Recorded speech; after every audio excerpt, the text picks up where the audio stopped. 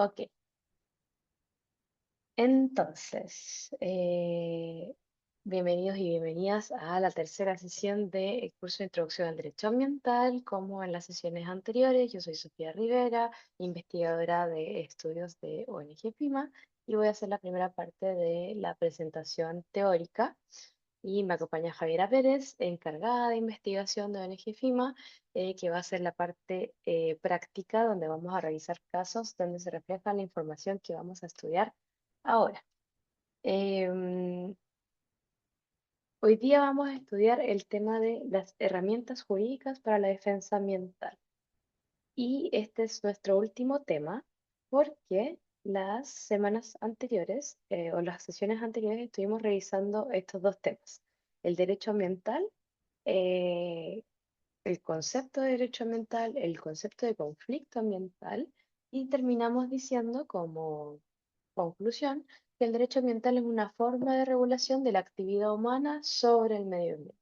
Puede tener distintos objetivos dependiendo de qué, dependiendo justamente de los paradigmas que se utilicen, y puede tener distintas formas de llevarse a cabo esa regulación, como por ejemplo son los principios que en el derecho ambiental son muy relevantes. Y entonces, en la segunda sesión, revisamos qué eran los principios y paradigmas y vimos que los principios son una serie de normas y los paradigmas son una serie de formas de interpretar dichas normas que determinan los valores que promoverá la regulación del derecho ambiental. Entonces, una vez visto esto, ahora nos preguntamos más bien cómo nosotros, como ciudadanos y ciudadanas, como personas, que se ven afectadas por las problemáticas ambientales, que se ven envueltas en un conflicto socioambiental o que simplemente nos interesa la materia ambiental, podemos actuar. ¿Qué herramientas tenemos? ¿Qué acciones o posibilidades nos da el derecho para nosotros y nosotras poder hacer alguna actuación eh, en búsqueda de la protección del medio ambiente en la mayoría de nuestros casos? Entonces, finalmente, la idea de esta clase es revisar, ahora que ya sabemos cuál es el objetivo o el concepto del derecho ambiental, y ahora que ya sabemos qué son los principios y los paradigmas del derecho ambiental y cómo orientan esa regulación, ahora vamos a ver cómo usamos esa regulación eh, para proteger el medio ambiente. Y entonces, el enfoque que vamos a tomar en esta clase es a través de una herramienta jurídica, una norma jurídica muy relevante y que espero que todos puedan conocer. Si no la conocen, de hecho, les recomiendo mucho que puedan ver las grabaciones de la clase del año pasado sobre el Acuerdo de Escazú que se dio en la USO Ambiental. Si ustedes van a usoambiental.cl van a encontrar una pestaña que se llama eh, cursos de años anteriores y van a poder encontrar los cursos del 2025, un curso sobre Acuerdo de Escazú. Pero con lo que ya saben ahora, en este momento, les pedimos que nos comenten qué saben del Acuerdo de Escazú, qué es, qué han escuchado hablar de él, qué derechos protege, etcétera. Entonces, si nos pueden hacer saber a través de esta encuesta que se encuentra en el QR, y también te puedo pedir, Javi, que el link que te mandé a tu chat en Slack, si lo puedes poner en el chat de esta conversación, porfis, para Obvio, yo que lo quienes pongo. no pueden ver el QR nos puedan decir. La pregunta aquí es, ¿cómo yo puedo ver esa encuesta? Esa es la gran pregunta. Entonces, mientras ustedes van respondiendo, yo voy a tratar de buscar la forma de revisar sus respuestas. Tengo la consulta. Si yo hago esto, ¿ustedes están viendo, siguen viendo el Canva? ¿Sí? No, estamos viendo tu página de Zoom, Sofi. Ah, perfecto. Entonces lo haré de nuevo. Ahí de todas formas dejé el link ya en el chat para quienes tengan acceso a él.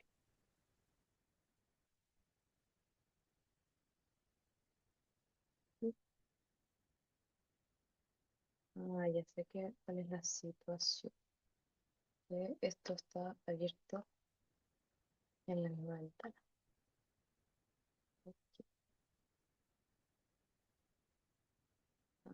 Ahora sí. Voy a volver a compartir por si alguien lo quería ver en el QR. Ahora sí, van a poder verlo en el QR. Y por mientras, por favor, vayan llenando la encuesta mientras yo voy a buscar las respuestas. Las encuestas. Súper. Ya veo que ya hay 3 respuestas, así que la que puedan seguir respondiendo. También si a alguien se le complica el link o el QR o cualquiera de ellos, puede también escribirlo por el chat, no hay ningún problema y lo podemos revisar también. Pero idealmente si lo pueden hacer a través de la encuesta, mucho mejor.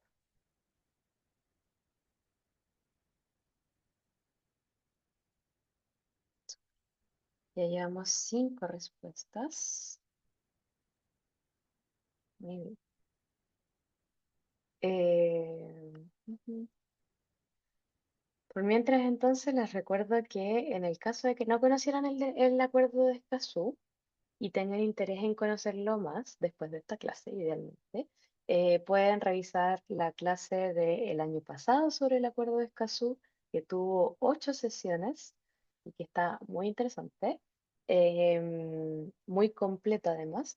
Y ahí van a poder revisar en profundidad el contenido, en profundidad qué se puede hacer como ciudadano, ciudadana, como organización de protección ambiental, qué se puede hacer a través del Acuerdo de Escazú, porque podría ser una de las normas más importantes a nivel latinoamericano el día de hoy sobre medio ambiente. Así que es importante que lo tengan en consideración y es una herramienta muy útil. Y la gran mayoría de los países de Latinoamérica lo han firmado, así que del país que sea que nos estén viendo, es posible que su país lo haya firmado y si no lo ha firmado, ustedes también pueden ser parte de la acción para que su país lo firme. Ya tenemos algunas respuestas, entonces, de hecho, les voy a compartir las respuestas. Entonces, tenemos algunas respuestas en la encuesta. Em, Podemos ver aquí que algunas palabras que se repiten son el acuerdo, el tratado, se habla de defensores, la participación, la información, internacional, etcétera. Me parece súper, súper clave las palabras justamente que se repitieron más. Voy a actualizar una vez más. Y tenemos que es un acuerdo internacional que protege a quienes defienden iniciativas medioambientales y son activistas en caso de proyectos que atenten contra el medio ambiente, pasan a llevar los derechos de los activistas. Un acuerdo socioambiental es el primer tratado ambiental en América Latina y el Caribe. Es el único que incluye disposiciones específicas para proteger a las personas defensoras. Tratado de América Latina para la Defensa de Defensores es un acuerdo que lo conforman los Estados partes y vela por la justicia ambiental, el acceso a la información, la cooperación entre Estados, participación pública y protección. Me imagino que a los defensores ambientales. Solo sé que es un tratado internacional que regula derechos medioambientales, pero nada más en concreto. El acuerdo de Escazú es un acuerdo que protege el medio ambiente y garantiza que las personas tengan información, participación y justicia en temas ambientales. Alguien muy informado ahí. El acuerdo para la protección del medio ambiente y de no comprometer los recursos para generaciones futuras. Hay algunos que cuentan que no lo conocen muy bien. Es un tratado internacional sobre la protección del medio ambiente y aquí creo que ya nos empezamos como a repetir un poquito. Pero justamente me parece muy interesante de partida que, por ejemplo, aquí hay una persona que dice que solo sabe que es un tratado internacional que regula derechos medioambientales. Eso ya es saber bastante.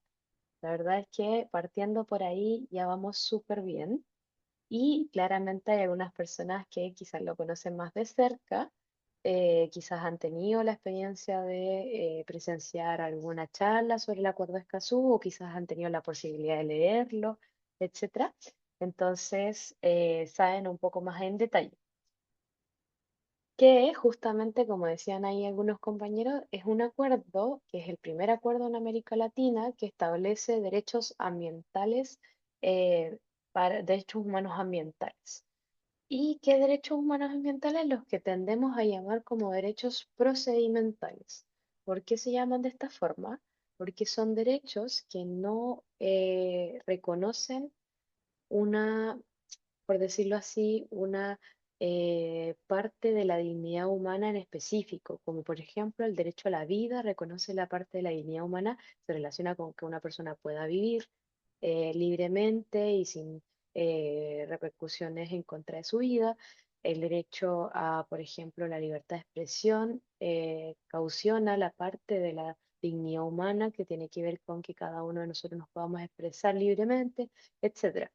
En cambio, los derechos procedimentales son derechos como coadyuvantes, por decirlo así. Es decir, son derechos que permiten que otros derechos se puedan ejercer, como el derecho a la participación permite que el derecho a la libertad de expresión, el derecho eh, de influir en la política, el derecho de la ciudadanía se puedan ejercer. Entonces, en materia ambiental se considera que el derecho a un medio ambiente sano es el derecho sustantivo más importante, ¿cierto? Y de ahí se pueden derivar el derecho de acceso al agua, el derecho a un aire limpio, etcétera, etcétera. Y se pueden derivar muchos más derechos más específicos, pero el derecho a un medio ambiente sano es como el derecho sustantivo más importante que tenemos en materia ambiental. Y los derechos procedimentales en materia ambiental entonces nos permiten hacer cumplir el derecho a un medio ambiente sano. ¿Y de qué forma? A través del involucramiento de la ciudadanía, de las personas en materia institucional para que puedan exigir al Estado que se cumpla el derecho a un medio ambiente sano. Entonces, el Acuerdo de Escazú tiene esa finalidad. Si uno lee el Acuerdo de Escazú, el objetivo del Acuerdo de Escazú es hacer ejecutable, es garantizar que el derecho a un medio ambiente sano suceda, pase, exista y se pueda reconocer en cada uno de los países que firman el acuerdo. Y para ello da herramientas, que es justamente lo que vamos a estudiar hoy día. ¿Y qué herramientas da? Va a depender de cada país, pero el Acuerdo de Escazú indica cuál es el derecho que se tiene que cumplir y además da unos criterios, da unas ideas de cómo ese derecho debiera cumplirse en cada uno de los países, pero después cada país va a establecer las reglas específicas. Y eso más o menos vamos a irlo viendo ahora a través de esta clase. Entonces, como muy bien decían sus compañeros, parte del contenido de, el derecho, o sea, del Acuerdo de Escazú es el acceso a la información, el reconocimiento del derecho a la participación ciudadana, el derecho al acceso a la justicia y algo que es completamente innovador y no se ha visto en ningún tratado internacional hasta el Acuerdo de Escazú, es la protección a defensores ambientales. El Acuerdo de Escazú tiene un antecedente muy claro, que es el Acuerdo de Aarhus, que es un acuerdo de la Unión Europea sobre estos mismos tres derechos. Entonces, en la Unión Europea, de 10 años antes de que existiera el Acuerdo de Escazú, ya existía un acuerdo que establecía estos tres derechos. Pero en Latinoamérica se consideró que el problemática de protección de los defensores era tan crítica, como ustedes saben, hay informes que indican que fallecen más de 300 defensores al año en América Latina solo por llevar a cabo actividades de protección del medio ambiente y entonces se tomó eso en cuenta para incluirlo en este acuerdo. Y eso es algo que no se ha visto en otra parte del mundo, entonces lo hace muy innovador y muy relevante sobre todo para las personas que nos estén viendo ahora en los cursos, que puedan ser consideradas defensores ambientales. Y es importante que conozcan que este acuerdo reconoce derechos a ustedes y que tienen la posibilidad de ejecutarlo. Entonces vamos a ir viendo cada uno de los pilares de este acuerdo y con eso vamos a ir conversando de cómo los países, ya sea hayan firmado o no el acuerdo, reconocen estos derechos y cómo los ejecutan, a través de qué herramientas, ¿ya? Vamos entonces con el acceso a la información. Dijimos que el derecho ambiental es una forma de regulación de la actividad humana sobre el medio ambiente. Para que el derecho ambiental pueda regular la actividad humana, requiere el derecho, requiere la institucionalidad ambiental, el Estado finalmente requiere información técnica. regular la actividad humana sobre el medio ambiente es algo absolutamente técnico. ¿Cuánto nivel de contaminación soporta un río? ¿Cuánto nivel de contaminación en el aire eh, es suficiente para las personas puedan seguir viviendo tranquilamente y no hayan problemas respiratorios, etcétera, etcétera? Todo eso tiene una información técnica muy específica. Ustedes probablemente han visto en las noticias, en las normas, etcétera, cuánto MP10 hay, cuánto concentración de cierto químico hay. Y todo eso es una información que el Estado no puede generar por sí mismo. Y eso es lo más importante del acceso a la información. El Estado no puede generar por sí mismo toda la información ambiental de su propio país, porque es muy caro, muy difícil y el Estado no puede estar necesariamente en cada uno de los puntos de vida de las personas, sino que el Estado trata de regular en general. Entonces, ¿quiénes sí tienen acceso a esa información? Por un lado, los privados que llevan a cabo proyectos y cuando llevan a cabo proyectos necesitan información para poder medir sus proyectos, para poder hacer estudios a largo plazo, etcétera. Entonces, los privados que ejecutan un proyecto de inversión son los que tienen la mejor información disponible porque además, al tener suficientes recursos financieros, van a poder pagar buenos científicos, buenas mediciones, buenos laboratorios y van a poder entonces hacer y recopilar la información técnica. Por otro lado, las comunidades cuentan con aquella información y cuentan con la información más local, más práctica, la información de, por ejemplo, cómo efectivamente funciona un cierto camino de vialidad, porque quizás el Estado o el privado puede hacer muchas proyecciones de cómo funciona la vialidad en un camino, pero son las personas que viven ahí las que saben que a las 9 de la mañana todos los autos van hacia un lado y a no sé qué hora todos los autos van hacia el otro lado por diversos motivos, etcétera. O sea, hay mucha información específica del lugar y de la experiencia de vida que solo lo tienen las comunidades que viven en el lugar.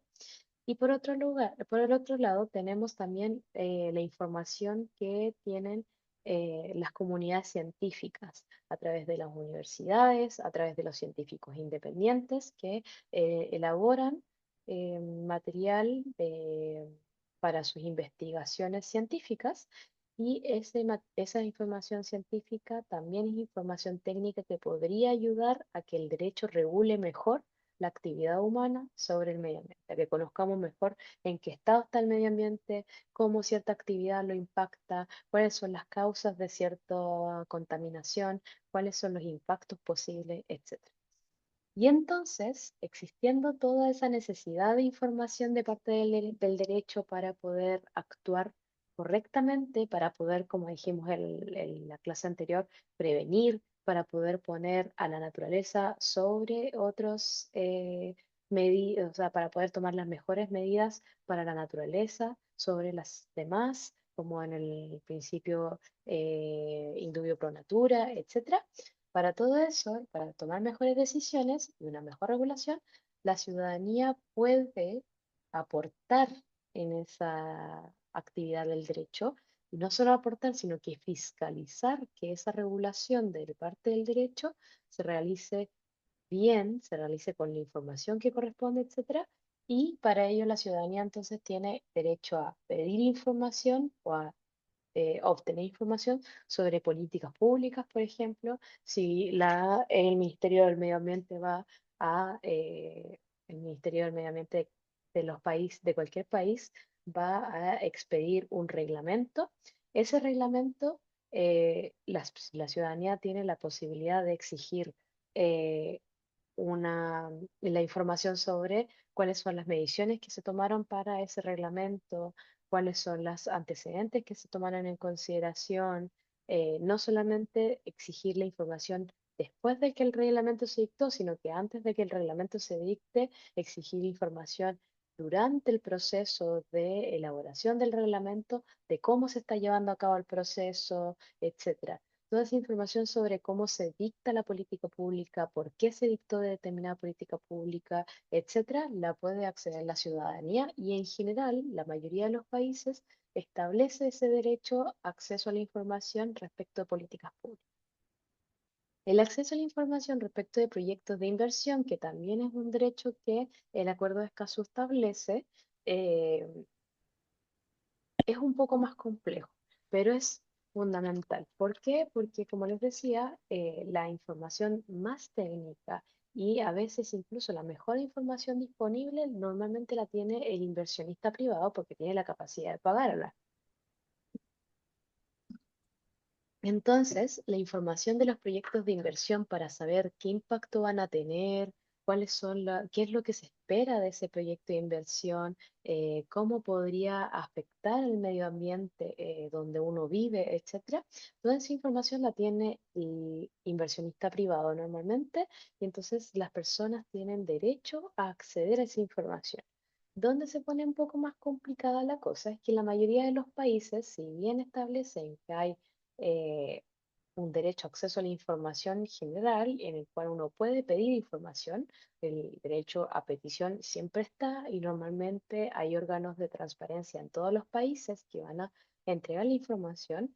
Ese derecho a acceso a la información lo tiene que cubrir el Estado. Entonces el Estado es el que tiene que responder cuando la ciudadanía exige información.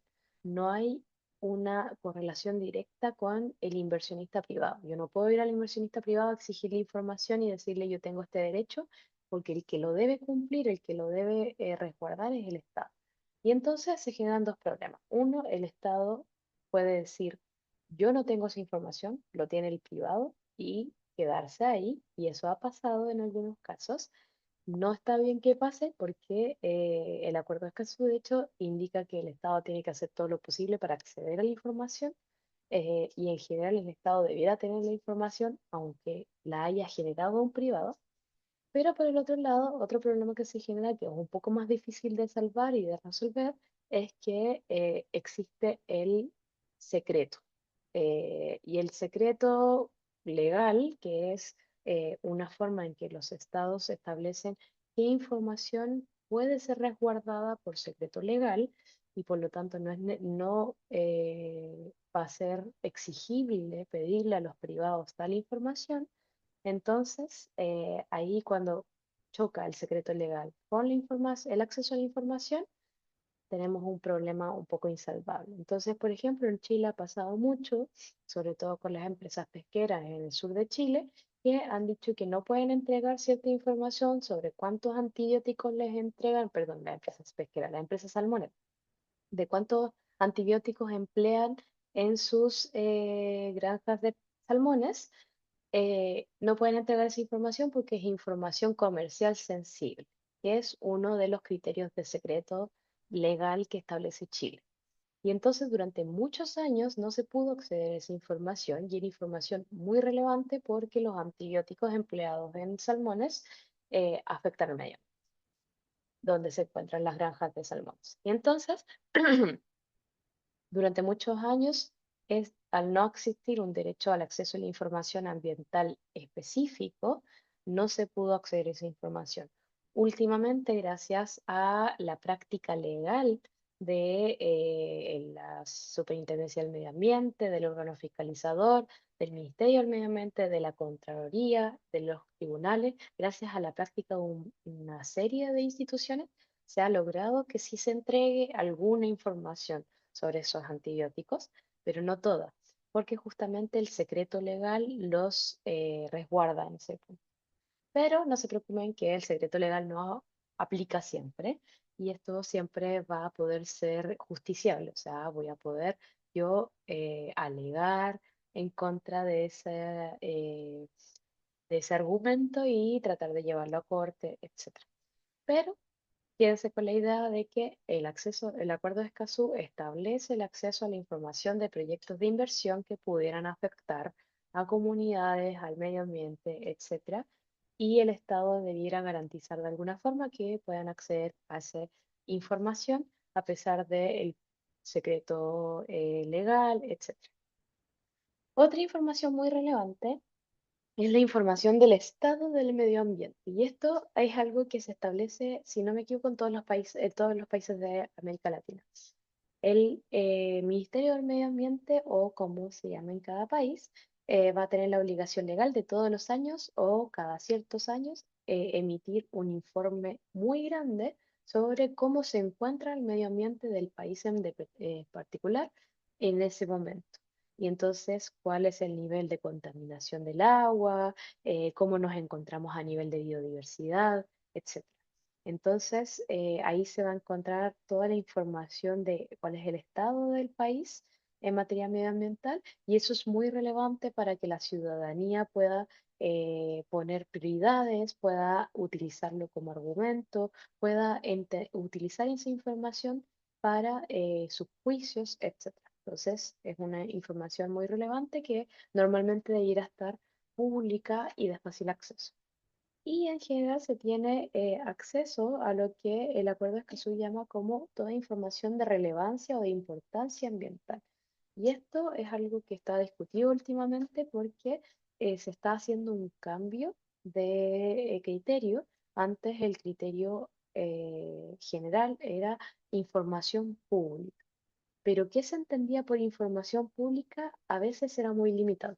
Entonces hay muchos países que todavía al día de hoy indican que el acceso a la información es acceso a la información pública y lo que se considera información pública normalmente es aquello que un órgano público generó.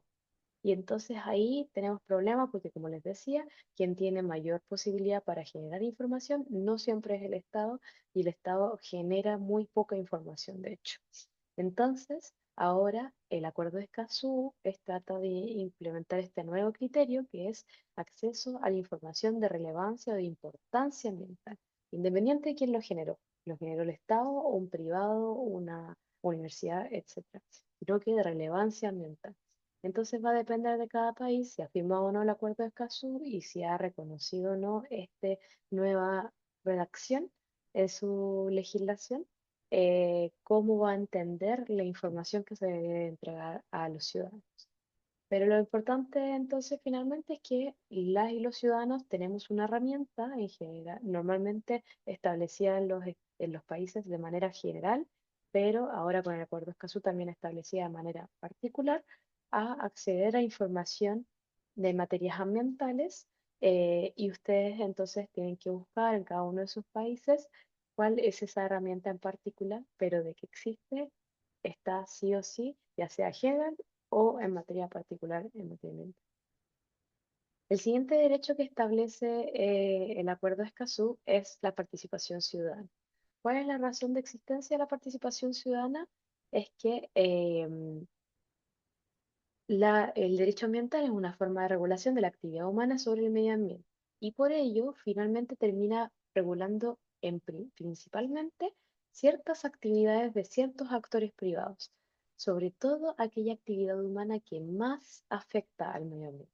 El derecho no va a poder regular toda la actividad humana que afecta al medio ambiente porque todo lo que hacemos afecta al medio ambiente, pero se va a enfocar en regular la que más afecta, la más riesgosa, la más peligrosa, la más contaminante.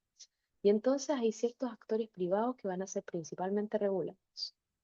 Sin embargo, eh, la afectación al medio ambiente que pueda tener la actividad de estos actores privados va a afectar a toda la población, no solamente al actor privado en particular. Y sobre todo va a afectar a ciertos grupos como las comunidades que viven en un lugar donde se va a instalar una empresa, como poblaciones vulnerables como pueblos indígenas, niños, niñas y adolescentes, población de tercera edad, etcétera. Y entonces ahí se vuelve importante que la ciudadanía pueda participar de cómo se regulan esas actividades, ¿cierto? Y que esa regulación de esas actividades no deje fuera la consideración de lo que la ciudadanía necesita, lo que la ciudadanía exige, requiere y es bueno para la ciudadanía en esa actividad particular que está siendo regulada. Entonces, eso da derecho a participar en la creación de políticas. Como les decía antes, la mayoría de los países establece instrumentos como reglamentos, políticas públicas, planes y programas, etcétera, con los que va regulando ciertas actividades del medio ambiente, que afectan al medio ambiente y según el Acuerdo de Escazú, la ciudadanía tiene que tener la posibilidad de participar en ese proceso de creación de las políticas. O sea, no es solamente decir si le gusta o no le gusta la política, es ser parte del proyecto de creación de la política y entonces poder participar en una etapa en temprana, que esa participación sea incidente, es decir, que afecte a cómo la política va a terminar siendo publicada, que esa participación sea informada, que esa participación sea guiada o como ayudada en materia como de sostén institucional, etc. Entonces, la participación en creación de políticas durante el proceso de elaboración de la política para poder elaborar una política que finalmente tenga el conocimiento de la comunidad afectada, tenga el conocimiento de las personas que van a ser afectadas, pero también tenga los pareceres, las ideas innovadoras, etcétera, de las personas que podrían verse involucradas o que quieran involucrarse en esta política. También la ciudadanía tiene derecho a opinar sobre los proyectos. Y aquí en general se va a aplicar lo que quizás muchos de ustedes conocen, que son las evaluaciones de impacto ambiental, que casi todos los países de Latinoamérica la tienen bajo este nombre, porque es el nombre que se reconoció a partir de Estados Unidos, que es el primer país que establece esta forma, este instrumento jurídico. Y entonces la mayoría de los países de Latinoamérica lo tradujeron desde Estados Unidos y le pusieron evaluación de impacto ambiental, sistema de evaluación de impacto ambiental o como sea con otras palabritas extras, pero en general se llama así. El Acuerdo de Escazú lo reconoce de esa forma también y ahora incluso la resolución, la opinión consultiva de la Corte Interamericana de Derechos Humanos acaba de reconocer la importancia de la evaluación de impacto ambiental y de la posibilidad de que la ciudadanía participe de ella para como una obligación de los estados ante la crisis climática. Entonces, estos instrumentos jurídicos, que es la evaluación de impacto ambiental, contiene una herramienta para la ciudadanía, que es la posibilidad de presentar observaciones. En la mayoría de los estados de Latinoamérica se establece esto y entonces hay un periodo durante la evaluación ambiental de los proyectos en que la ciudadanía va a poder decir qué le parece ese proyecto. O sea, esta planta de tratamiento de aguas residuales que se va a poner aquí cerca de mi villa, de mi población, del lugar donde yo vivo, ¿a mí qué me parece? ¿A mí cómo me podría llegar a afectar? ¿Yo qué he visto? ¿Por qué creo que podría ser bueno o que podría ser malo? ¿Cuáles son mis opiniones al respecto? ¿Cuáles son mis necesidades que quiero que se tomen en consideración? Todo eso yo lo tengo o lo puedo mencionar al proyecto, lo puedo mencionar a la institución a cargo de la evaluación para que la institución a cargo lo considere correspondientemente y diga, ok, todas las personas nos dijeron esto y estas son sus preocupaciones mayores, entonces yo voy a considerar esas preocupaciones y las voy a hacer parte de la evaluación y voy a ver que el inversionista se haga cargo de esas preocupaciones, se haga cargo de sus intereses, se haga cargo de mitigar los efectos que puedan haber, etcétera. Entonces el acuerdo de Escazú además aquí establece criterios muy interesantes, por si lo quieren ir a revisar, de cómo se tiene que considerar esa observación ciudadana, de cómo esa observación ciudadana tiene que tener un tiempo suficiente para poder ser como el plazo de observación ciudadana tiene que ser suficiente, no puede ser muy corto porque si no las personas no alcanzan a enterarse cómo la observación ciudadana tiene que ser apoyada por la institución que la lleva a cabo a través de talleres, etcétera, etcétera. Entonces, hay un montón de criterios ahí que son muy interesantes que ustedes pueden revisar porque les permiten a ustedes utilizar mejor esta herramienta. Y por último, no es una herramienta per se, pero sí es muy importante, y es que aquí se vincula el acceso a información ciudadana con el con el derecho a participación ciudadana para establecer como algo así como un nuevo derecho o un derecho que es puente de los dos, que es el acceso a la información suficiente para participar. O sea, y esa es otra herramienta jurídica, exigir que se publique con la suficiente información lo que, dónde yo voy a participar. O sea, si se va a participar de un proyecto de inversión, que estén todos los documentos correspondientes subidos en alguna página web o expuestos en algún lugar que yo pueda acceder a ellos, que sean de fácil lectura, que sean comprensibles y yo pueda utilizarlos para poder participar después, porque si no me informo de qué se trata el proyecto, de qué se trata la política pública que se va a publicar, eh, no puedo entonces finalmente participar si no tengo información de base. Entonces necesito esa información de base para poder participar. Luego, el Acuerdo de Escazú establece el acceso a la justicia, porque el derecho ambiental es una forma de regulación de la actividad humana sobre el medio ambiente. Pero cuando se regula esa actividad humana, el derecho no es infalible y pueden haber errores o situaciones no previstas en el derecho ante las cuales la ciudadanía se termina viendo desprotegida. Por ejemplo, no hubo, no sé, lo que estábamos viendo ahora, la participación ciudadana. En una evaluación de impacto ambiental, hay un plazo de observaciones y se hacen 100 observaciones. Pero esas 100 observaciones, solo 50 fueron consideradas por la institución por A, B o C motivo. Y entonces 50 personas quedaron desprotegidas porque su observación no fue considerada, no fue escuchada, no fue tomada en cuenta en la decisión final. Y entonces hay personas que quedan desprotegidas. O por ejemplo, hay situaciones no previstas muchas veces. Entonces hay información ambiental que fue entregada, pero esa información ambiental, por ejemplo, estaba desactualizada y hubo un cambio importante. Por ejemplo, el Ministerio de Medio Ambiente publicó el estado del medio ambiente en Chile en tal fecha. Y al año siguiente hubo una mega sequía que profundizó la situación crítica del estado de medio ambiente que se había publicado, y entonces ahora el estado de medio ambiente es muy distinto al anterior y entonces la ciudadanía queda desprotegida porque la información con la que cuenta es desactualizada, no sirve, no es suficiente. Y entonces cuando la ciudadanía se encuentra desprotegida, ¿qué puede hacer? Y aquí entran las herramientas jurídicas quizás más conocidas por todos ustedes, que es la posibilidad de actuar ante los tribunales judiciales, de ejercer acciones.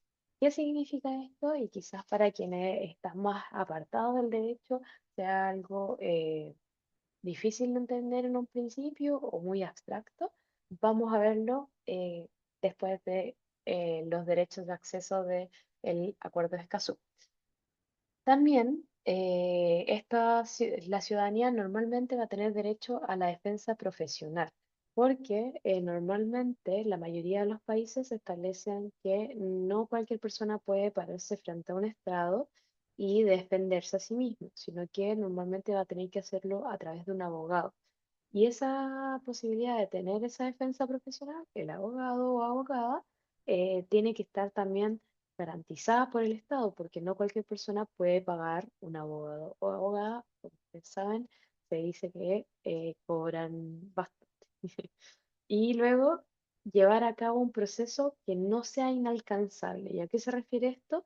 Se refiere a varias cosas, pero en general a que el proceso no le represente a la persona que ya se vio desprotegida, que ya está estableciendo una acción porque se vio afectada por algo, no le genere aún más cargas. Y en ese sentido, entonces, por ejemplo, en materia ambiental, hay una idea de inversión de la carga probatoria en la mayoría de los países de Latinoamérica, que dice que el que debe probar que no contaminó, es el agente privado que tiene el dinero para hacer esas pruebas, para hacer esa evidencia, y no la comunidad que no tiene dinero para acceder a mediciones de cómo el agua está contaminada, porque la comunidad normalmente no va a tener ese dinero y eso es muy caro.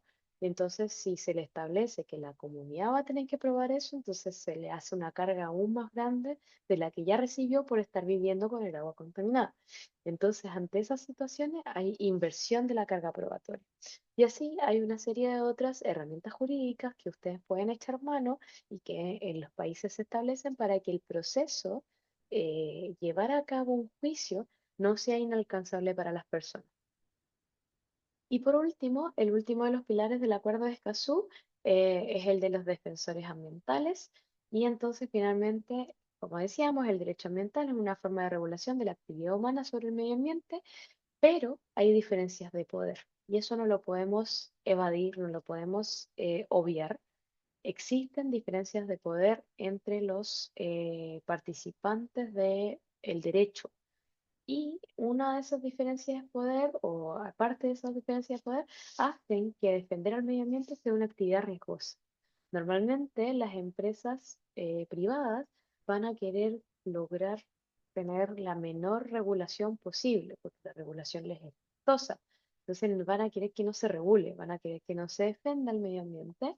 En algunos casos, obviamente, hay empresas que no piensan de esta forma, pero como se ha mostrado hasta el día de hoy en América Latina al menos, las empresas quieren tener la menor regulación posible, la menor protección ambiental posible para tener la mayor cantidad de ganancia económica.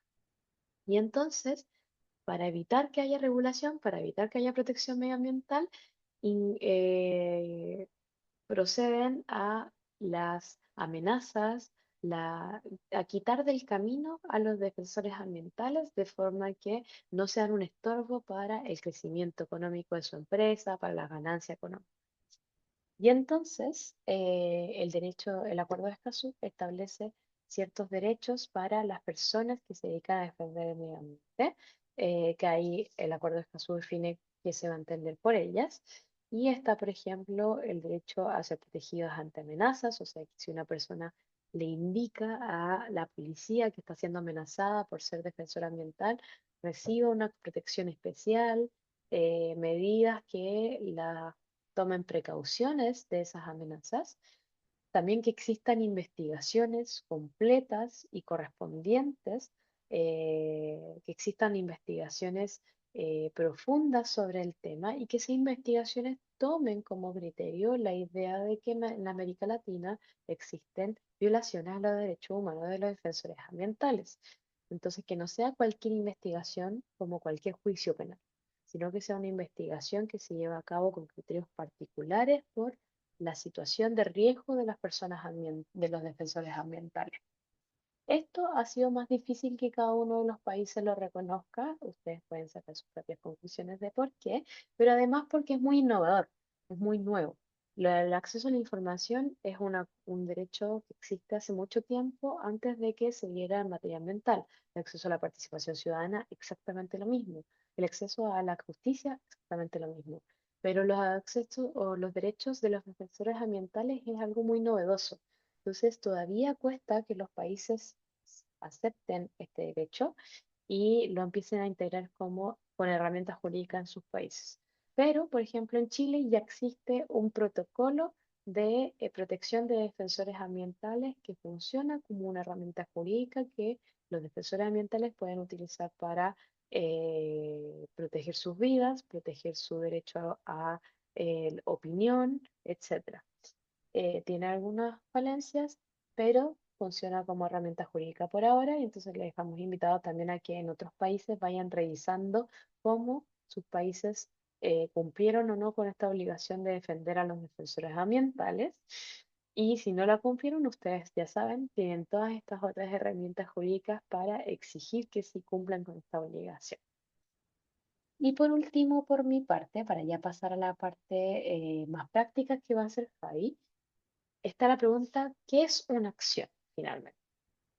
¿Qué es una acción jurídica? ¿Qué es una acción judicial? Porque, como decíamos antes, si es que yo no se me vio respetado mi derecho al acceso a la información, si no se me vio respetado mi derecho a la participación, si no se me vio respetado algunos de mis derechos especiales como defensor ambiental o defensora ambiental, si veo que no se está fiscalizando a un proyecto como corresponde, si veo que hay una contaminación que no está permitida, si veo que alguien está llevando a cabo un proyecto sin haber pasado por evaluación ambiental, etcétera, eh, yo puedo entonces presentar una acción ante los tribunales ambientales o ante la jurisdicción nacional. Pero ¿qué es eso? ¿Qué significa presentar una acción? Entonces, se ha definido normalmente por la doctrina que la acción es el poder jurídico que tiene toda persona de acudir ante los órganos jurisdiccionales para reclamar la resolución de un conflicto mediante una sentencia dictada con base en el derecho.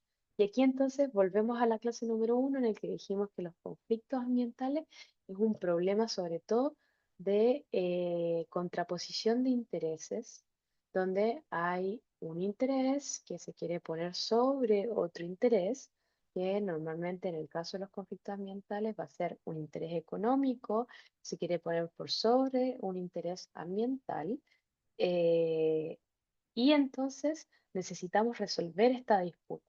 ¿Y cómo vamos a resolver esta disputa? A través de un tercero imparcial. Y eso es como la base de todo el derecho, básicamente.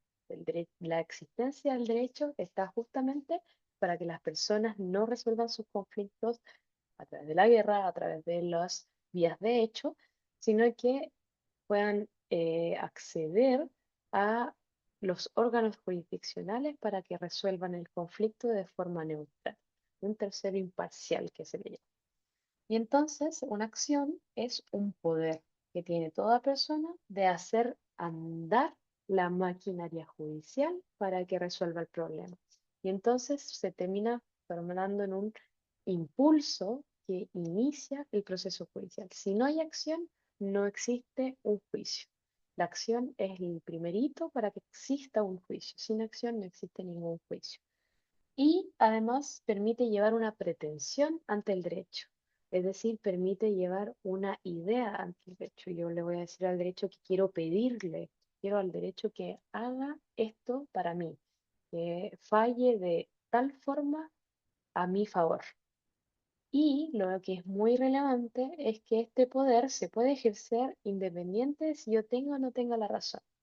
Y esto es relevante para que ustedes entiendan que a veces también puede ser que el poder económico o el interés económico que está en contra del medio ambiente sí pueda presentar acciones a su favor, porque este derecho que se tiene, este poder que tiene toda persona, es independiente si tiene razón o no. Uno puede iniciar un juicio sin tener razón. El tema es que si el tribunal descubre o termina resolviendo que no tienes razón, vas a terminar asumiendo los costos del proceso. Pero si una persona puede llevar a cabo una acción aun cuando no tenga acción, cuando no tenga razón. Entonces, por eso a veces nosotros vemos ciertas acciones judiciales que solo se utilizan para amedrentar a otras personas, como son actualmente se llaman los SLAPs, porque a pesar de que el poder económico no tiene la razón en ese caso, prefiere asumir los costos de llevar a cabo un juicio para amedrentar a la persona y inicia un juicio sin tener razón. Pero yo confío en que ustedes van a llevar juicio solamente porque saben que tienen la razón y sin embargo llevar el juicio siempre va a ser un riesgo de que el órgano jurisdiccional falle en contra de uno. Uno nunca puede saber finalmente cómo este tercero imparcial va a terminar decidiendo la cuestión. Y como les decía entonces, eh, esta acción da la posibilidad de que la contienda, de que la discusión, de que el conflicto ambiental termine institucionalizado y regulado por el derecho, que para la mayoría de los que estamos en este curso probablemente sea una de las cosas más relevantes, porque en cierta forma tenemos que terminar siempre confiando en el derecho, a pesar de que encontremos que tenga fallas, porque es la única forma de que no vivamos en esta contraposición y esta conflictividad constante y haya una forma institucionalizada de ponerle fin al conflicto y dar una solución de alguna forma. Eso por aquí por la parte teórica. Fabi, me quedo yo con el control del Canva y lo voy pasando como a la primera clase. Ya, feliz. Muchas gracias, Sofi. Bueno, como Sofía adelantó, ahora vamos a hacer una revisión de casos como lo hemos hecho ya las últimas dos clases, para darle una bajada más práctica y ver cómo la ausencia en algunos casos que vamos a revisar del Acuerdo de Escazú ha llevado a resultados bastante desfavorables, incluso terribles, y también cómo la aplicación del Acuerdo de Escazú en otros casos ha ayudado a la defensa del territorio y de los derechos de las personas defensores ambientales. Esto no quiere decir que con la rectificación y la aprobación del Acuerdo de Escazú en muchos países de la región se hayan solucionado los problemas o los conflictos socioambientales, pero sí que es una herramienta para la protección de nuestros derechos y para ir a llevarlo a las cortes, a los tribunales, en defensa tanto del territorio, del medio ambiente, de la naturaleza y de los derechos de todas las personas. Dale, Sofi, si podemos pasar a la siguiente diapositiva, porfa. La idea de revisar estos casos es ver cómo los pilares que Sofi presentó son interdependientes entre sí, pensando que sin información no puede haber realmente una participación que incida en la decisión de los tomadores de decisiones. También pensar que sin la participación, la información no tiene todos los efectos que busca tener, como la transparencia y la democracia, y también que sin el acceso a la justicia, estos dos primeros derechos, tanto como el acceso a la información como el acceso a la participación, no pueden ser realmente exigibles. Vamos a revisar 5 casos. Primero, 3 casos que en el momento en que se produjeron, 2 de ellos, el tercero que es un caso chileno que muchos deben conocer en la zona de sacrificio de Quintero Puchuncaví, en sus principios no estaba ratificado el Acuerdo de Escazú, pero es un caso que continúa lamentablemente hasta el día de hoy, entonces sí podría ser aplicable el Acuerdo de Escazú. Y luego vamos a revisar 2 casos de la región latinoamericana y del Caribe, en donde efectivamente hubo por parte de los tribunales un pronunciamiento en la aplicación del Acuerdo de Escazú y los derechos y las acciones que contemplaba este tratado internacional logró llegar a resultados favorables para las comunidades que estaban exigiendo la protección de sus derechos. Entonces, en un primer lugar, vamos a ver el caso de Berta Cáceres en Honduras. No sé si alguno de ustedes conocen este caso de una defensora ambiental que lamentablemente fue asesinada por parte de unos sicarios enviados por la empresa que buscaba construir una hidroeléctrica en uno de los ríos. Ya lo vamos a revisar en mayor profundidad. Luego vamos a revisar un caso emblemático que tuvo una sentencia súper relevante por parte de la Corte Interamericana de Derechos Humanos, que es el caso de la Oroya en Perú. Y vamos a terminar revisando el caso de Quintero Puchuncaví en Chile, para luego pronunciarnos sobre unos casos que no me voy a adelantar, en donde efectivamente se aplicó el acuerdo de Escazú. Dale, Sofía, si podemos seguir a la siguiente diapositiva para revisar el caso de Berta Cáceres, defensora ambiental de el río Hualcarque. El río Hualcarque es un río que se ubica en la zona occidental de Honduras. Cabe decir, y que es importante para este caso, que Honduras no tenía ratificado el acuerdo de Escazú en este entonces y tampoco lamentablemente lo tiene hasta el día de hoy. Es de los pocos países en Latinoamérica que no ha ratificado el acuerdo de Escazú. Bueno, el río Hualcarque, para contextualizar un poco el caso del cual les quiero hablar, es un río sagrado para el pueblo indígena Lenca. Y el año 2013, una empresa hondureña que es DESA, de Desarrollo Energético, con financiamiento de una empresa china y con el apoyo de un banco holandés, comenzó a desarrollar una hidroeléctrica Aguasarca sobre ese río, sin haber realizado previamente ningún proceso de consulta a las comunidades lenca que habitaban hace años ese territorio, y además el río era un río sagrado para el pueblo lenca. Berta Cáceres, la defensora, líder del Consejo Cívico de Organizaciones Populares e Indígenas de Honduras propiamente, fue una defensora que, bueno, fue muy reconocida a nivel latinoamericano e incluso se ganó algunos premios internacionales por el trabajo que hacía ella desde el activismo y desde la defensa del medio ambiente. Fue una de las principales defensoras de este caso. y me gustaría mostrar acá, ahí, ahí está, ahí me gustaría mostrar cómo intervienen los tres pilares. Bueno, está el cuarto que tiene que ver con los defensores ambientales, pero los tres pilares que habló Sofía en este caso en particular. En primer lugar, el acceso a la información.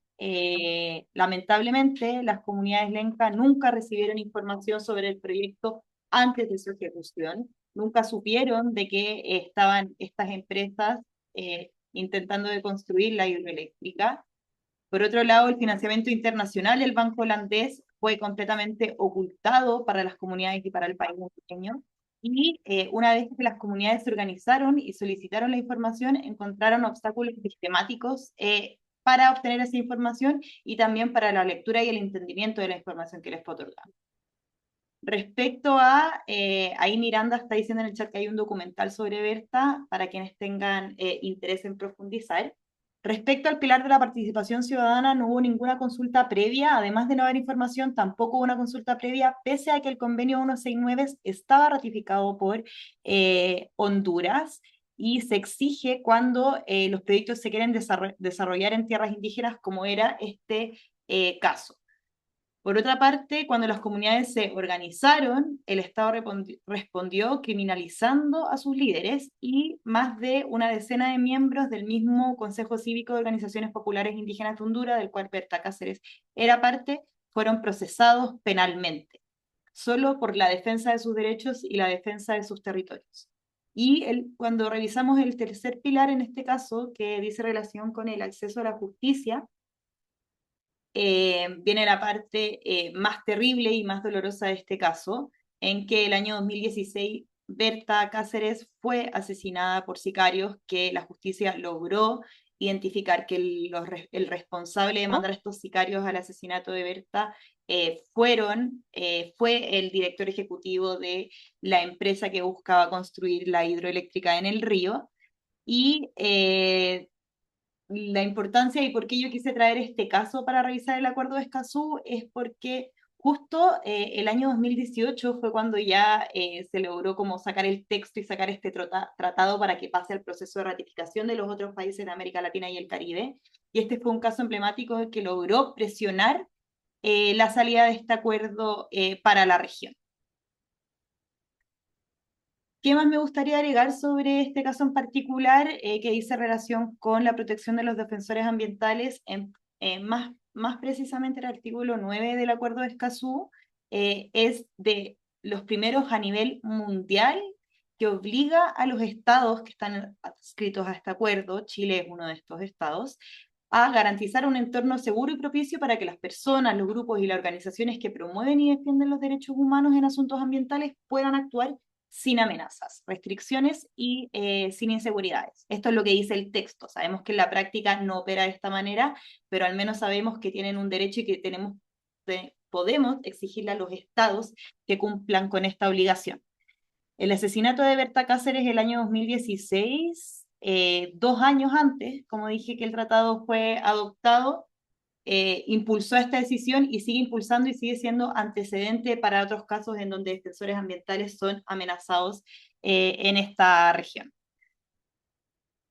Finalmente, si es que hay como interés en saber qué pasó con la hidroeléctrica y el río, el proyecto fue derrotado, por decirlo de alguna manera, por presiones internacionales y también nacionales en el país, por las movilizaciones. El banco holandés y la empresa china se retiraron en el año 2016 de la intención de hacer esta inversión en Honduras y el proyecto fue abandonado por la empresa de energía el año 2017.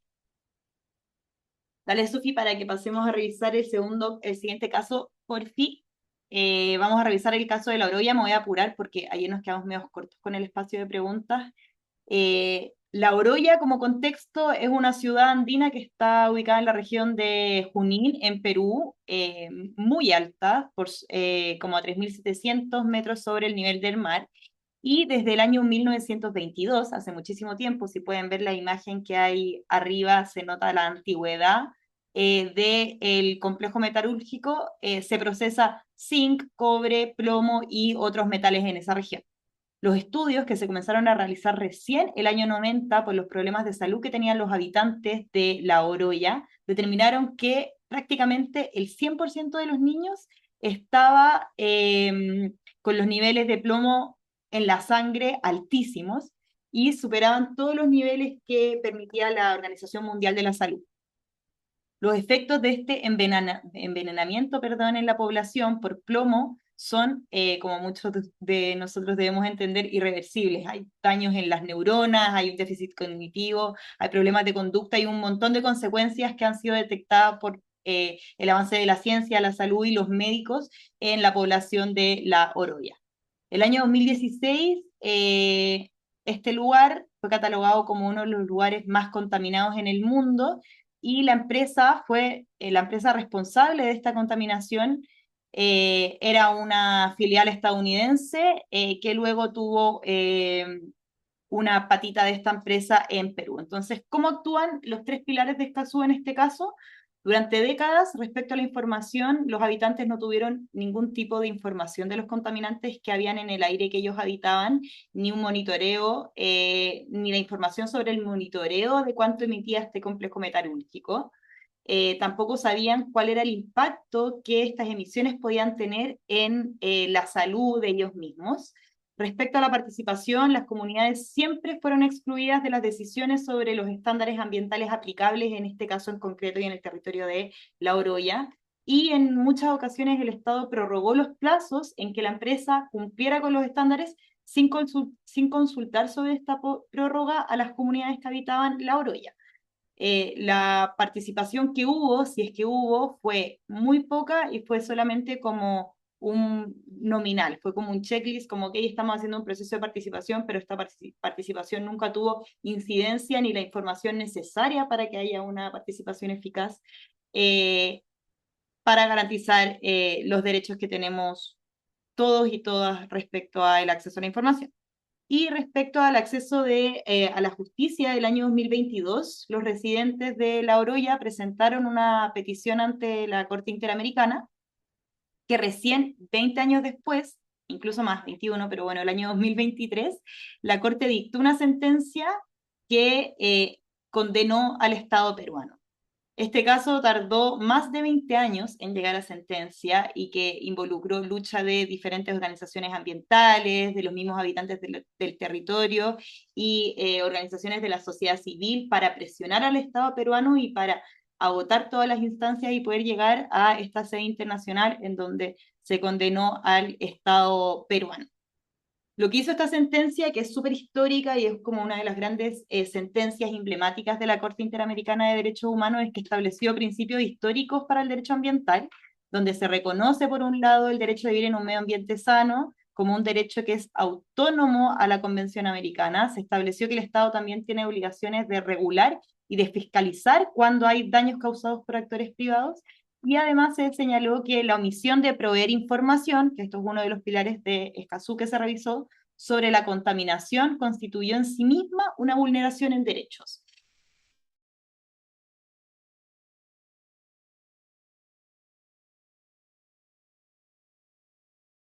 Que estaba reconocido en otros tratados internacionales que eran aplicables a la región, como la Convención Americana de Derechos Humanos. Y por último, pasemos, porfa, Sofía, a la siguiente diapositiva para que revisemos el caso de Quintero y Puchuncaví. Bueno, para quienes no conocen este caso, la bahía de Quintero Puchuncaví, que está ubicada en la región de Valparaíso, en Chile, alberga desde los años 60 el mayor polo petroquímico e industrial de Chile. Es una refinería de petróleo, hay una fundición de cobre, termoeléctricas, plantas de gas y decenas de otras instalaciones industriales que están concentradas en un territorio de 50 kilómetros cuadrados aproximadamente, en donde viven comunidades pesqueras y campesinas. Además, bueno, han habido múltiples intoxicaciones masivas y un gran daño que ha sido últimamente, de hecho este año también han habido intoxicaciones masivas que no solo dañan el derecho a vivir en un medio ambiente libre de contaminación o el derecho a tener una salud digna de las personas, sino también el derecho a educación, porque han tenido que suspender muchas veces las escuelas porque los niños han visto en episodios graves de contaminación por las emisiones que genera este polo industrial. Esta zona fue denominada una zona de sacrificio ya hace muchos años. Esto quiere decir un territorio donde las comunidades vulnerables soportan de manera desproporcionada los costos ambientales del desarrollo industrial que beneficia a otros, al desarrollo económico del país. Acá podemos pensar un poco en los distintos paradigmas de lectura del derecho que Sofi nos habló la clase pasada, en este caso en particular, o en la denominación de algunos territorios como zonas de sacrificio. Ahora, si analizamos en este caso los pilares de Escazú, respecto al acceso a la información,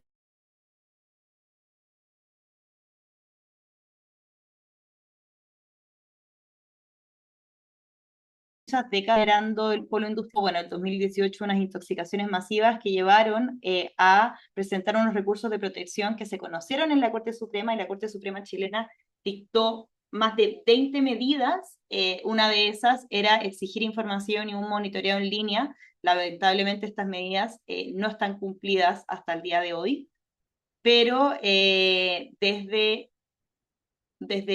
los 60 hasta el día de hoy no hay una debida información para los habitantes del territorio para que efectivamente se cumpla el derecho al acceso a la información que tenemos, en este caso los chilenos, porque el Estado chileno sí ratificó el Acuerdo de Escazú y sí también tenía unas obligaciones internacionales anteriores que obligaban al Estado a exigirle a la industria contar con esta información y hacer de esta información pública. Por otro lado, respecto a la participación ciudadana, las comunidades participaron formalmente en múltiples evaluaciones ambientales, pero reportaron que la participación era nominal, era más que nada un checklist que tenía que hacer la administración para cumplir con este derecho a la participación, pero en realidad, entre que no había información y que la participación, los procesos de participación tenían una serie de irregularidades, no hacían que el derecho a participación realmente se protegiera, se ejerciera de manera eficaz. Y por último, respecto al acceso a la justicia, como ya me adelanté, se presentaron recursos de protección a partir de la gran crisis de intoxicaciones masivas del año 2018. Se llegó a la Corte Suprema, también los tribunales ambientales han conocido distintas aristas de este caso cuando se sobrepasan algunas normas de emisión, pero lamentablemente no ha habido una solución en este territorio para proteger realmente los derechos que tienen las personas que habitan este territorio. Ya vamos a ver los dos últimos casos sobre, dale Sofi nomás, la aplicación del Acuerdo de Escazú. Por un lado tenemos un caso que es el cobre de Panamá y otro caso que es el puerto de Veracruz, en donde el Acuerdo de Escazú fue invocado ante los tribunales nacionales y tuvo resultados concretos. En un caso, en el otro tuvimos una sentencia favorable, pero lamentablemente no solo basta con tener sentencias favorables, sino que después tenemos el desafío de que esa sentencia sea realmente ejecutada y que se cumplan las obligaciones que contempla. Dale, Sol. Sigamos, que vamos a ver el caso de Cobre Panamá, bueno, voy a dar un poco de contexto. La mina de Cobre Panamá, operada por Minera Panamá, que es una filial de una empresa canadiense que se llama First Quantum Minerals, es la mayor mina de cobre a cielo abierto en Centroamérica y está justamente ubicada en el corredor biológico centroamericano. Su concesión original había sido declarada inconstitucional por la Corte Suprema de Panamá el año 2017. Para realizar actividades mineras, voy a hacer acá un pequeño, brevemente una síntesis. Para realizar actividades mineras se requieren de concesiones mineras, y esto fue lo que la Corte Suprema declaró inconstitucional. Pese a la declaración de esta inconstitucionalidad, la mina continuó operando sin tener una concesión válida y el año 2023, pese a la inconstitucionalidad, el gobierno de Panamá lo que hizo fue renovar esta concesión por 20 años más a través de una ley que se tramitó de manera muy rápida bajo el argumento o la razón de que iba a generar empleo, iba a promover el desarrollo económico del país. Entonces, recapitulando a la primera clase, como hemos leído los conflictos socioambientales, tenemos estos tres pilares, ¿cierto? Cómo estuvo el interés público en este conflicto, cómo estuvo el interés privado y cómo estuvo la comunidad. En primer lugar, el Estado lo que hizo, como ya me adelanté, fue que aprobó esta ley que lo que hace es extender, renovar la concesión inconstitucional que había para seguir desarrollando esta actividad minera en el territorio, argumentando la importancia económica que tenía la mina para el país de Panamá. Luego tenemos la empresa privada, que es esta filial canadiense First Quantum Minerals, que operaba hace muchísimo tiempo, incluso cuando se le declaró inconstitucional su concesión, ellos demandaron al Estado de Panamá para que de alguna manera indemnizaran este perjuicio económico que podría llegar a tener la mina por la inconstitucionalidad, perdón, de esta concesión, a pesar de que después igual tuvieron esta ley que le extendió la concesión a la empresa y le renovó por 20 años más. Y por otro lado tenemos el interés público, o sea, perdón, el interés que viene desde la sociedad civil, en donde las organizaciones ambientales y ciudadanas y también las comunidades que se veían afectadas por la actividad minera presentaron diferentes recursos ante la Corte Suprema invocando el Acuerdo de Escazú. Y esto es uno de los casos exitosos en donde se aplica el Acuerdo de Escazú, y ya vamos a ver por qué. El argumento central que se presentó ante la Corte Suprema es que la ley que renovaba por 20 años la concesión minera vulneraba el Acuerdo de Escazú en dos dimensiones.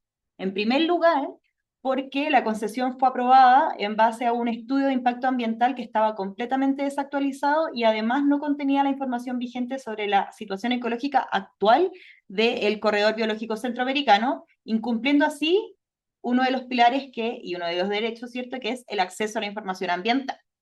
Y en segundo lugar, con la velocidad que se sacó esta ley para renovar la concesión, se ignoró completamente el derecho y principio también que existe de participación ciudadana en materia ambiental. Entonces, como el año 2023 Panamá ya tenía ratificado el Acuerdo de Escazú, el tratado era directamente invocable ante la Corte Suprema como un parámetro de constitucionalidad, y afortunadamente el año 2023, por unanimidad, perdón, los 9 magistrados de la Corte Suprema de Panamá declararon inconstitucional la ley y se determinó que la aprobación de esta ley incumplía con los objetivos del Acuerdo de Escazú de garantizar, por un lado, la información ambiental y promover la participación ciudadana. Por ende, la conclusión de este fallo fue de que se anuló la concesión minera.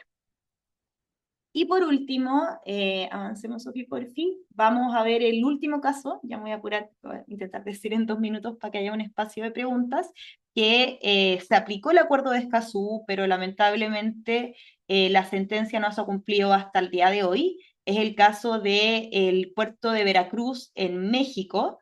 A modo de contexto y siendo breve, desde el año 2014 la Administración del Sistema Portuario Nacional en México inició la ampliación del puerto de Veracruz sobre un sistema de arrecifes que era protegido en el mar de Veracruz, que es el arrecife de coral más grande del Golfo de México.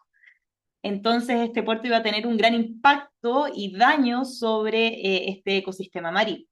La Secretaría de Medio Ambiente, que sería, según entiendo, como esta especie de Ministerio de Medio Ambiente que tenemos nosotros en Chile, pero sería la Secretaría de Medio Ambiente en México, autorizó el proyecto de manera fragmentada. No sé si recuerdan esto de la fragmentación, lo vimos la clase de ayer a propósito del caso de la Central Castilla en Chile. Bueno, acá también lo hizo el titular. Esta vez el titular decidió dividir el proyecto de ampliación Puerto de Veracruz en 15 proyectos pequeños, chicos, esto para no tener que elaborar un gran estudio de impacto ambiental y de alguna manera decir que los impactos iban a ser mínimos sobre el arrecife y sobre el ecosistema que colinda el puerto de Veracruz. México ratificó el Acuerdo de Escazú el año 2021 y al ser un tratado internacional que formaba parte el año 2022 en el ordenamiento jurídico mexicano, se invocó directamente ante la Corte Suprema. Acá fueron 2 mujeres de Veracruz que interpusieron un amparo colectivo reclamando la vulneración del derecho a un medio ambiente sano y además la vulneración de los derechos de acceso a la información, de acceso a la participación, pero acá también hay una patita que no lo hemos revisado en los otros casos, que es interesante de ver sobre el acceso a la justicia. Las organizaciones que acompañaron el caso invocaron estas obligaciones de Escazú, diciendo, que esto es como la patita que quería meter sobre acceso a la justicia, que se debería realizar una amplia interpretación sobre lo que se entiende por interés legítimo en un juicio de amparo. Es decir, quienes tienen derecho a acudir a la justicia ambiental, por eso hablamos de interés legítimo, de legitimidad, eh, y bajo qué condiciones se deben cumplir para poder acceder a la justicia ambiental. Y el hecho de haber podido aplicar Escazú dejó a estas mujeres poder recurrir a la justicia desde una interpretación amplia al acceso a la justicia.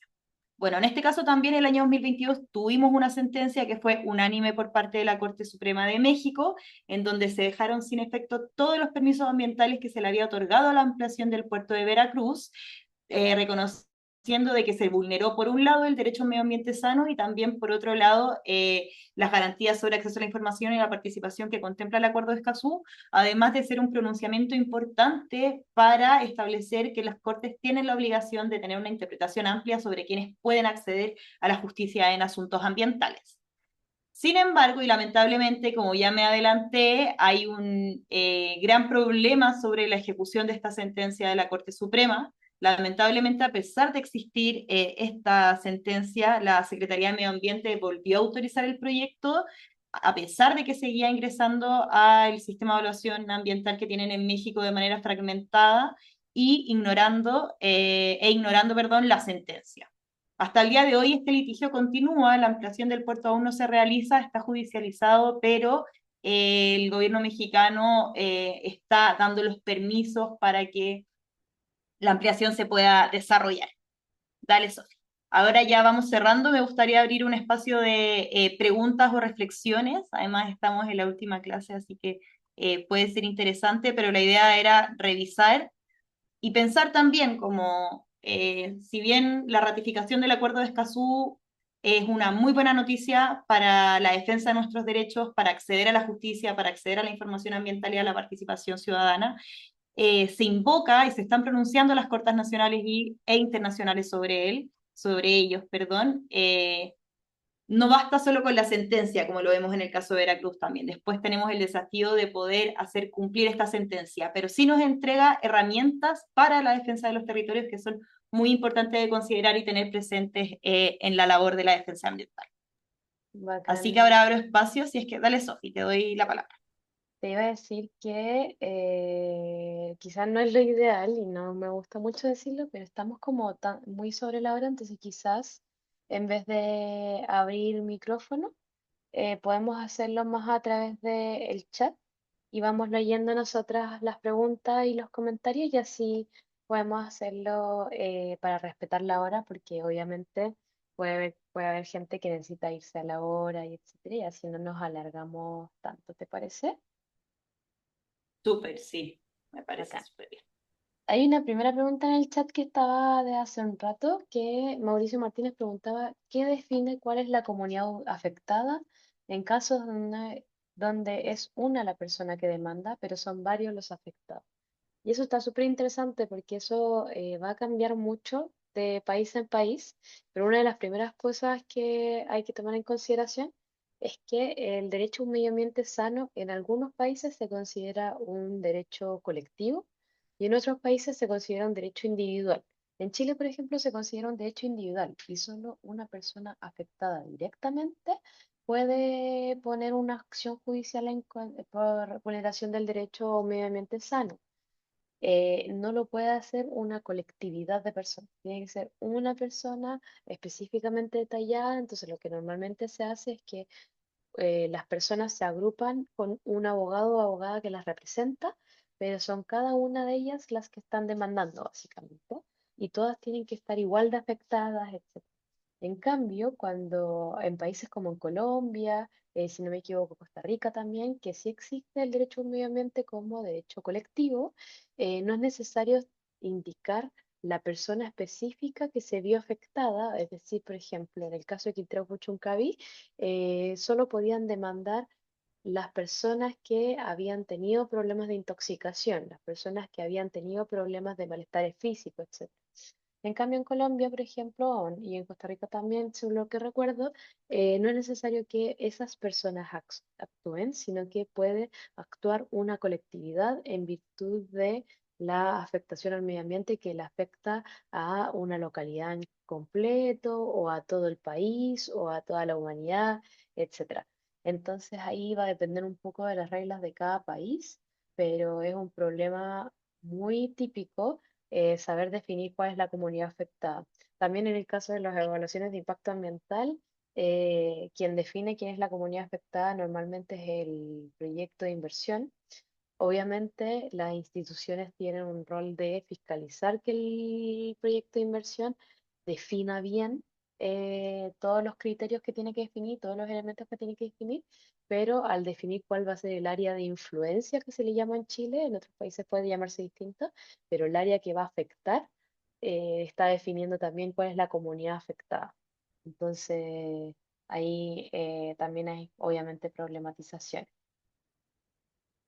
Em, No sé, Fabi, si quieres decir algo al respecto, si tienes alguna pregunta que quieras rescatar, algún comentario que quieras rescatar Del del chat chat. estaba leyendo y ahí Alma estuvo confirmando las cosas de México, pasó algunos datos y lamentablemente que hace 3 meses hubo un derrame de petróleo precisamente en Veracruz. Em, pero nos da la buena noticia también de que hay profesionales ambientales y de la ciudadanía que están intentando de impedir también la expansión, parece que, de una actividad que se quiere desarrollar al norte de México. También preguntan si es que vamos a dejar la presentación en la plataforma. Yo por mi parte no tengo problema, Sofi, no sé si es que esto va a ser así. Vamos a... Lo que podemos hacer, porque es un poco difícil subir las PPTs a la página web, lo que sí se sube siempre son las grabaciones. Y eso está en la página web y lo pueden revisar. Si quieren volver a ver esta clase, la pueden volver a ver. Pero los PPTs podemos enviárselos por correo. Ahora que termine la clase, mañana probablemente les puedo enviar por correo los PPTs que utilizamos y así pueden revisar cada caso en particular de forma más detallada. También nos preguntan si conocemos casos de reparación ambiental en Chile. ¿Tú conoces, Fabi? Si eres más experta que yo en casos. Sí, se me viene a la cabeza, igual es una pregunta difícil porque son muy escasos los casos de reparación en Chile. Se me viene a la cabeza el caso de Selco en el río Cruces. No sé si es que lo conocen, pero ahí pueden profundizar un poco más en él. También el caso Pascualama que revisamos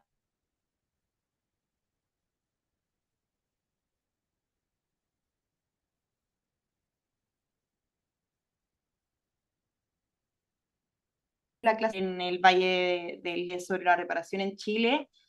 Eh, Hay algunos casos de empresas salmoneras también, creo que me estoy quedando pegadas, que se pueden revisar al sur de nuestro país.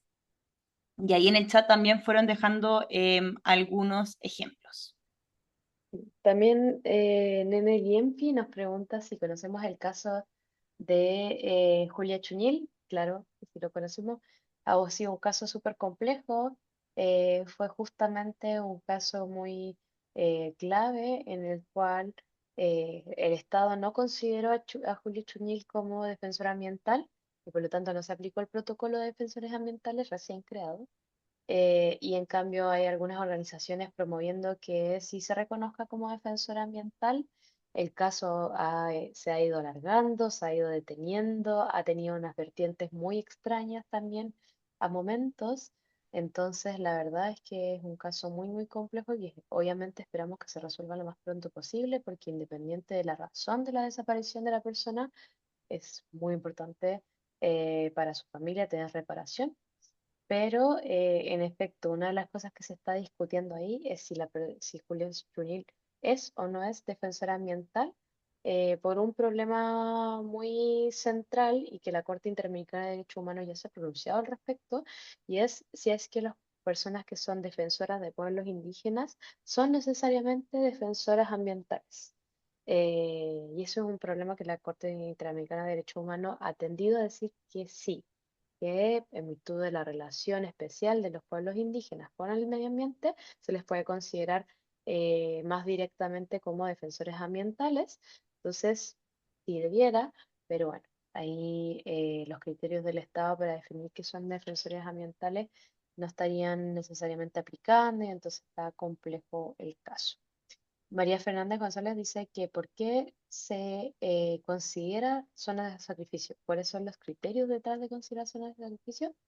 No sé, Javi, si tú tienes una claridad en Chile, ¿cómo se le llama a la zona de sacrificio? Sí. Pero, sí, Bueno, en Chile se reconocen zonas de sacrificio. Perdona, Sofi.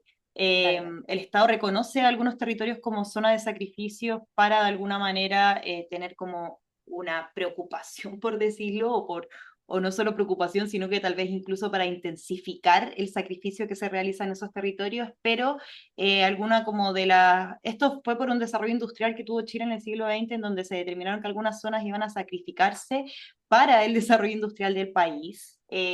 Y uno como, ¿qué caracteriza una zona como zona de sacrificio? Por lo general son zonas en donde la concentración industrial es desproporcionada, son zonas en donde la vulnerabilidad, perdón, socioeconómica de las comunidades es evidente, en donde la dependencia económica de las industrias contaminantes es muy elevada en esos territorios, porque ya llevan muchos años generando empleo a la población, entonces ahí hay una dependencia de el trabajo o la dependencia económica versus la protección de la salud y el lugar en donde yo vivo.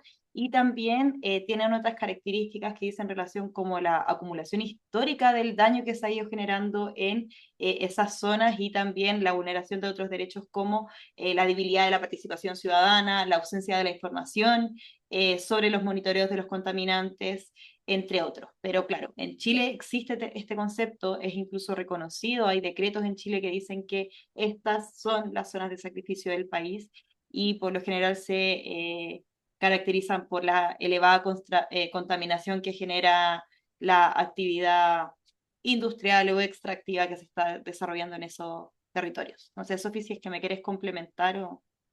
Sí, hay solo una pequeña aclaración. El concepto de zona de sacrificio no nació de parte del Estado, que el Ujú, Estado dijera como vamos a establecer, por ejemplo, en las ordenanzas de ordenamiento territorial, que esto va a ser una zona de sacrificio y todo lo demás no, etcétera, claro. sino que es un concepto que nació de la movilización social, sobre todo la movilización de justicia ambiental de Estados Unidos, donde se empezó a utilizar el concepto de zona de sacrificio para decir que los barrios de personas afrodescendientes se estaban sacrificando para que las personas no afrodescendientes, las personas blancas estadounidenses pudieran vivir su vida de lujo.